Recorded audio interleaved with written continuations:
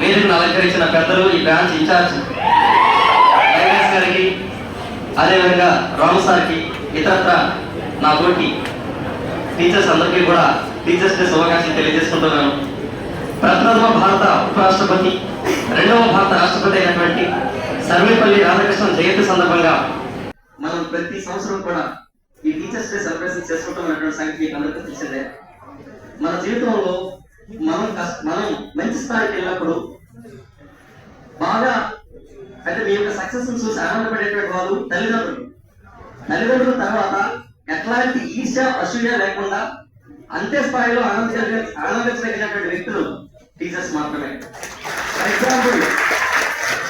Example ఒక తమ్ముడు job వస్తే అన్ని వాడలేకపోవచ్చు, అంటూ ఉన్నారు కూడా. కానీ ఏ టీచర్ జాబ్ వచ్చినా సరే ఆనందంగా ఫీల్ అయ్యేది కేవలం టీచింగ్ ప్రొఫెషన్ మాత్రమే. ఓకే, ఆ ప్రొఫెషన్ పెట్టినటువంటి ప్రొఫెషన్ ఇంకోటి లేదు. నేను ఉంటే చెప్తున్నాను మీకు అందరికి కూడా, ఎప్పుడు నవ్వండి, ఆనందంగా ఉండండి.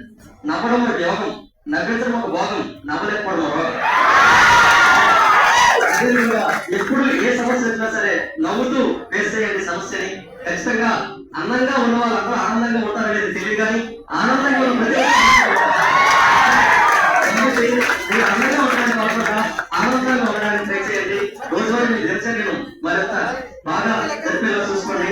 ఓకే, ఈ రోజు ఏం సాధించాం, మనం కొత్తగా ఏం నేర్చుకున్నాం అన్నటువంటి తప్పుతో ప్రజలు చూడండి. ఖచ్చితంగా మీరు సాధించాలి, నాకు నమ్మకం ఉంది. ఓకే, కష్టపడండి, కష్టపడడం కష్టంగా ఉందని కష్టాలు కాదంటే కష్టాలు కష్టపడితే కష్టాలు ఉండవు. ఓకే, నిద్రపోయి కలకన్నా వస్తువులే బాగుందని ఖచ్చితంగా మీరు గెలిపినట్టు సాగినట్టే. అలాంటి